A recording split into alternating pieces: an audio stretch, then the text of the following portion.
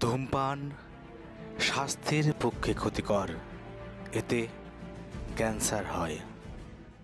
বৃক্ষনিধন সমাজের পক্ষে ক্ষতিকর।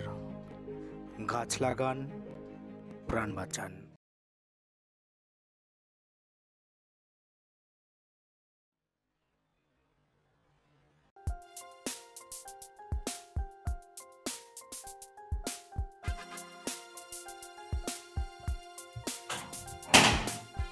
Come, sir. Oh, yes.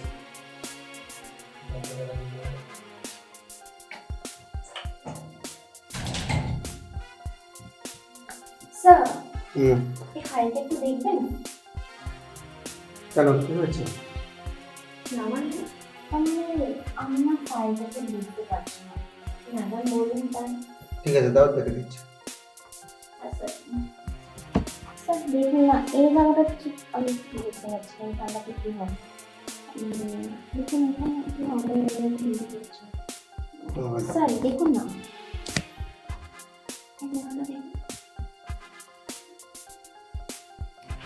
হ্যাঁ এই জায়গাটা আমি বুঝতে পারছি। এই যে ঠিক এই জায়গাটা। ঠিক আছে, তুমি এটা রেখে যাও, আমি ঠিক করে পরে দিয়ে দেবো। আচ্ছা স্যার। হুম। আমি ফাইলটা নিয়ে নিই। না থাক। আচ্ছা আচ্ছা স্যার। আচ্ছা,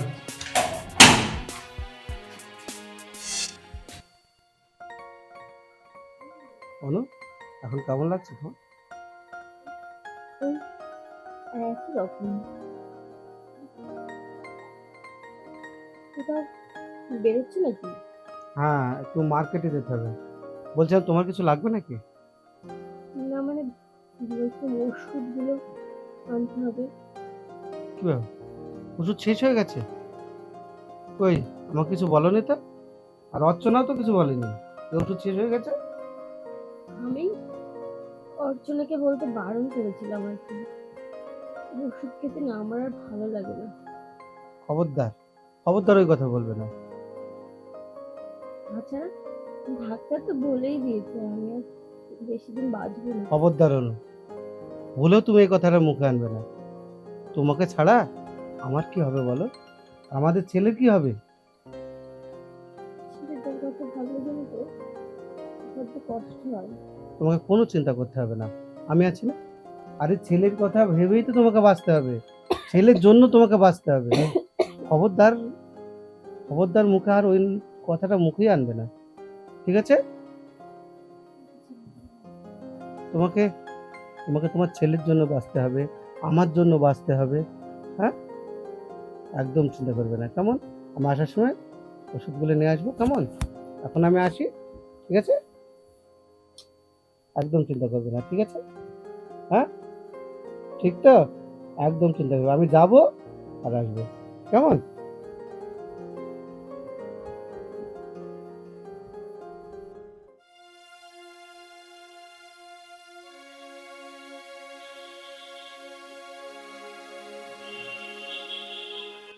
সত্যি অনেক জন্মের পুণ্যের ফলে আমি তোমার মতো স্বামী পেয়েছি। তাহলে আমি কি পাপ করেছিলাম? অবশ্যই, না হলে তুমি আমার মতন বউ পাও? তাহলে তো আমি জনম জনম এইবার পাপ করতে চাই, আর এই তোমার মতো লক্ষ্মী বউটা আমি পেতে চাই। Yes my sweetheart. ও, এক মিনিট।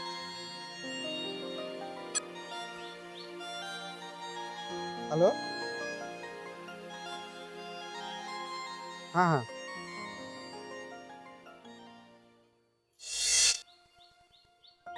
না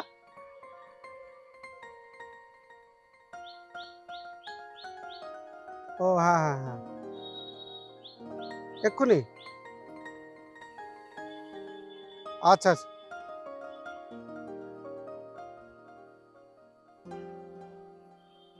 না না, ওকে ওকে, ঠিক আছে, আমি এক্ষুনি আসছি। হুম হুম, হ্যাঁ আমি এক্ষুনি আসছি। ওকে, রাখি। অনু, আমাকে একটা এমার্জেন্সি কাজে যেতে হবে, তুমি বরং বাড়ি চলে যাও, আমি না ফেরার পথে ছেলেকে নিয়ে ফিরবো।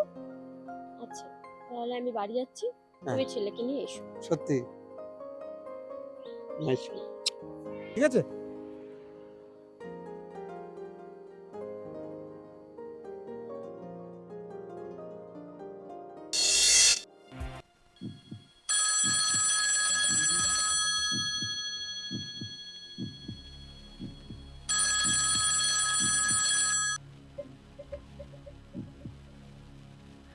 হ্যালো স্যার, দিদিমার অ্যাক্সিডেন্ট হচ্ছে, আপনি তাড়াতাড়ি চন্দনা নার্সিংহোমে চলে আসুন।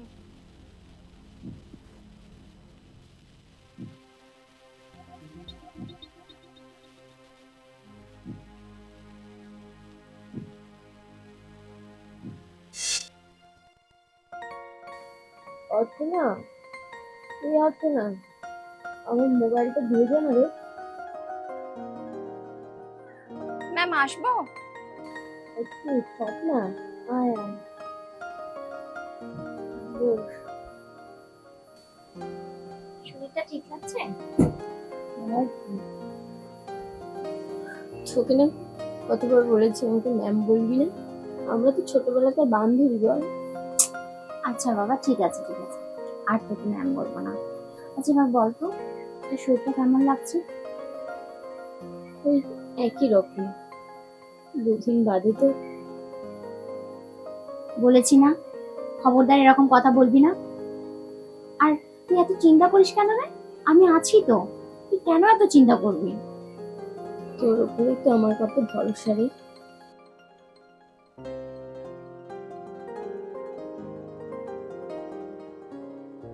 আচ্ছা বল, ওদিকে কত দূর এগোলি? স্যারকে ইমপ্রেস করতে পারলি? ধর, ইমপ্রেস ইমপ্রেস তো দূরের কথা, সেটা আমার দিকে একদমই তাকায় না। তুমি জানিস তো, আমার কি মনে হয়, স্যার না কোনো একটা অন্য রিলেশনের সাথে ইনভলভ আছে। বলছিস তুই? বলছিস তুই? হ্যাঁ রে, আমার মনে হয়। কেন বলতো? একটা স্বাভাবিক মানুষের সামনে কি বলতো, তুই কোনো পুরুষের সামনে যদি কোনো খাবার সাজিয়ে দিস, সে কি খাবে না তুই বল? আর আমি স্যারকে কত চেষ্টা করেছি, তুই বিশ্বাস কর, কিন্তু স্যার একবারও আমার দিকে তাকায়নি। আমার না একদম মনে হয় স্যার অন্য কোনো রিলেশনশিপে আছে। তোদের দ্বারা না কিচ্ছু হবে না। আবার এবার মানে আমাকেই কিছু একটা করতে হবে। টেনশন করিস না, তুই নিজের শরীরের দিকে খেয়াল রাখিস, বুঝলি তো? তুই কিন্তু এত টেনশন করি না, আমার কিন্তু খুব খারাপ লাগবে, বুঝলি? তোর একটা ছেলে আছে না, তোকে তার জন্য তো তুই করতে হবে, এবার বাঁচতে হবে। আমার ছেলে আচ্ছা, ওসব কথা পরে হবে, আমি তোকে বলেছি না, তুই নিজেকে আগে ঠিক কর, তারপর সব কিছু হবে। আমি তো বলেছি আমি আছি, তুই টেনশন করবি না।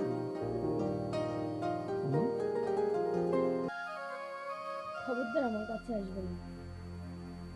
কেন, কি হয়েছে কি? যে মানুষটা একটা রাতও থাকবে না, সে মানুষটা 5টা বছর ধরে কিভাবে আছে? সে তুমি অন্য কোনো মেয়ের সাথে সম্পর্ক জড়িয়েছে আমাকে।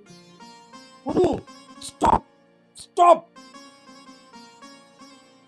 আচ্ছা, তুমি তুমি নিজেকে কি কি ভাবো বলো তো?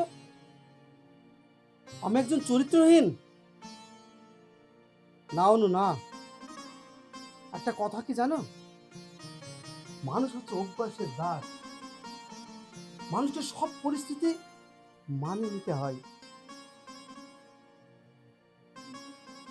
আমার ক্ষেত্রেও আমার ক্ষেত্রে আলাদা কিছু নয়। আমি আমি তোমাকে ভীষণ ভীষণ ভালোবাসি অনু। তোমার জায়গায় না আমি কখনো কাউকে বসাতে পারবো না। আমি তো আর বাঁচবো না বল, তাহলে আমার ছেলেকে কে দেখবে? তাই বলছি তুমি স্বপ্নকে বিয়ে করো। স্বপ্ন খুব ভালো মেয়ে, অনু, প্লিজ আমার কথাটা রাখো।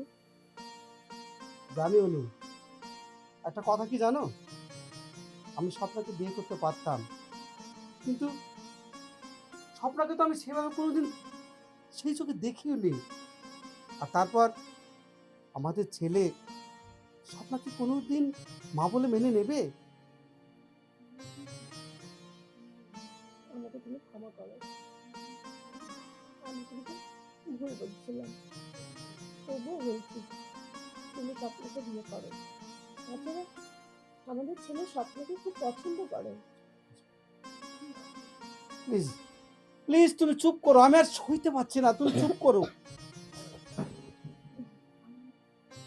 না, আমাকে আর যাচ্ছিও না, আমাকে একটু বলতে দাও। আমি আমি মরার পর তুমি স্বপ্নকে স্ত্রীর উপর গ্রহণ করো। ছেলেকে তার মায়ের জায়গা দিয়ে নিজের কথাটা রেখো।